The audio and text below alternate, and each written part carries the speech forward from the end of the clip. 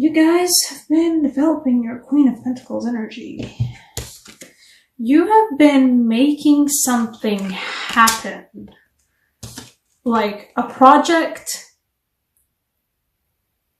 that's all about the reality. Stable, and you've been making some magic with it. And it's been going good.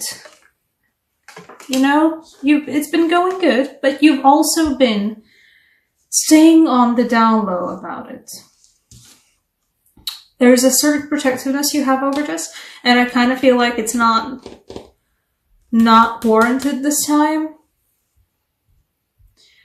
You know, protectiveness can be overprotectiveness, but in this case it feels like, you know, this project, whatever it is you've been working on, a new side hustle, perhaps even something artistic, a project of any kinds concerning work or leisure, and this one's your baby. You've been taking care of it and you've been feeling protective over it. And I feel like this case, it might be just a little bit justified because, I mean, this Page of Swords is you finally getting some, like, news about some certain part of development about it. So good for you if you've been waiting for that message. You're getting it. But I feel like there is a certain danger, specifically looking at this aggressively nasty sword teeth swan creature that this deck has as its sword symbol. There is danger there, so I don't begrudge you. Like, this was definitely founded, and good on you guys for keeping it safe, because there is better to keep still on the down low about this project if you feel like, you know, it's close to coming to fruition, it's close to being, you know, the last bit of transformation before it, like, finally blooms and it's wonderful and it's great. I feel like you might be tempted to run your mouth a bit or to hint at some people, but stay wary of the people who might figure out what's going on and coax more information out of you than you necessarily would like to give. Because there might not be any consequences of you running your mouth too much initially, but there will be some down the line if you actually do run your mouth. I also do have a Six of Chalices here, and I don't feel it in the rest of the cards. They don't. Okay.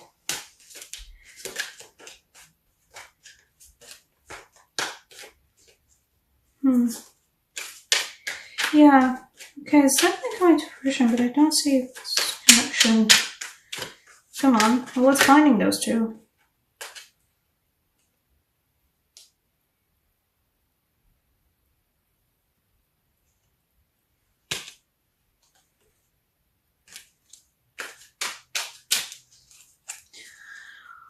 For the Six of Chalices, I first pulled out the World for it, and just after that, the Five of Chalices.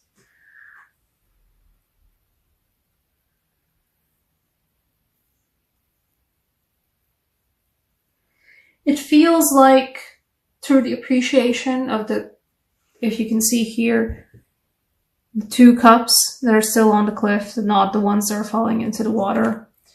By the appreciation of those two of cups that are still standing, that's the lesson you need to be learning.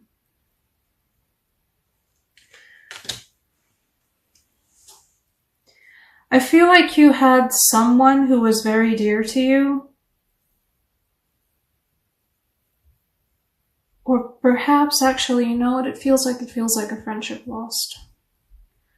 It feels like a friendship that was, if you guys had, you know, any friends or any just one friend who's been like your friend, your person throughout your whole lives, you know, the friend who you had ever since you were kids, you know, they were always there for you, but something, you know, has happened, or actually in this case, it feels like life just, you know, did its thing, where it's great if people keep going along parallel to each other, but at some point the paths just might naturally slip apart. Somebody might go somewhere else, another person might go the other way.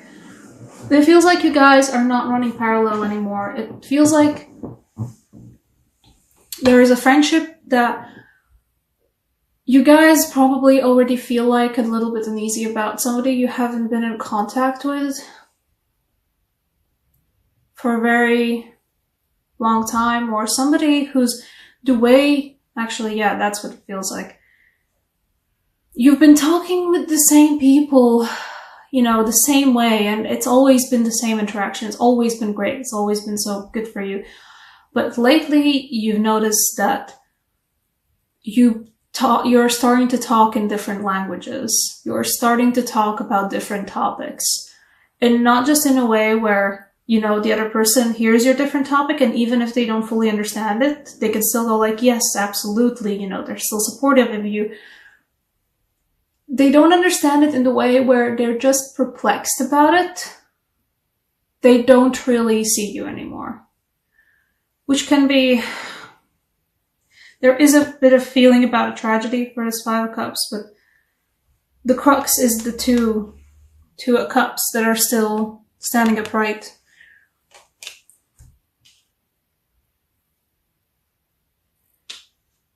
You know, somebody might be going out of your life, or not fully going out of your life. It might be just a friend who, you know, you're still friends with, but they can't be the person for you anymore. They can't be like your actual, like, most important person who fully understands you anymore. They just don't understand you anymore, because that happens, especially with friends who we've had for a really, really long time, and with friends who we've been walking, you know, the same roads for so long, and at one point your roads diverged, but you were still essentially walking the same path, and then at one point you weren't. And it's always tragic, though. But through this, there is a potential for you guys to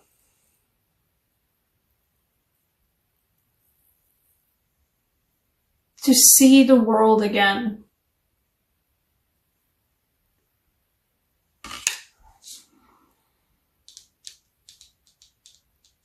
Give me a moment.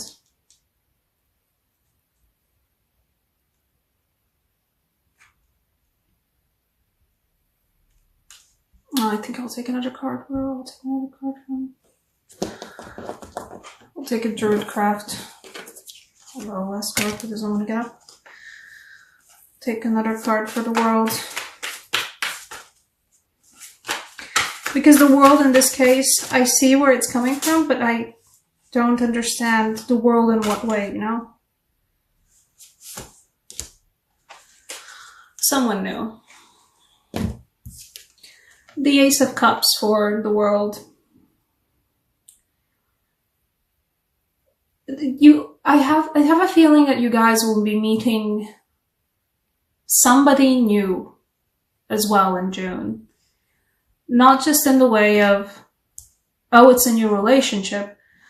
It has the potential to replace the childhood, incredibly important side-by-side relationship you had.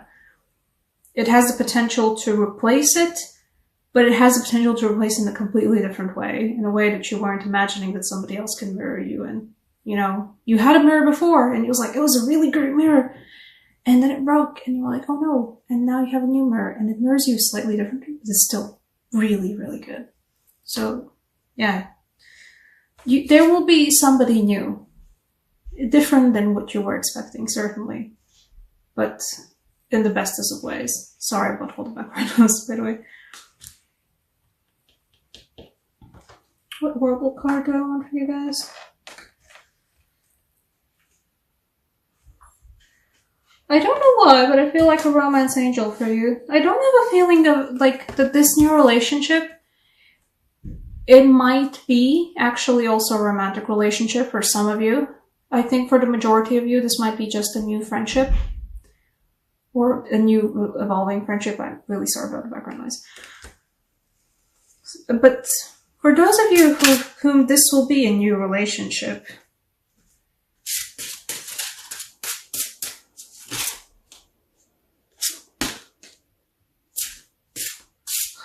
okay. If any of you Virgos out there have been longing, okay, you know what? This is occasionally called the soulmate card. I did feel a feeling of loss about the soulmate card, but there are a lot of people, and I including me, who think that there are many soulmates along our way because, you know, souls split into so many different parts, and I think that is in a lot of ways true. Considering the fact that the Romance Angel Oracle cards both gave me the soulmate cards, the soulmate card, yes, this person is your soulmate, and the calling in your soulmate. If you guys have been, you guys will be going through a period, and if you are perhaps already going through a period of pining after somebody mirroring you, about somebody who could really legitimately understand you. I mean, this one's gonna be it.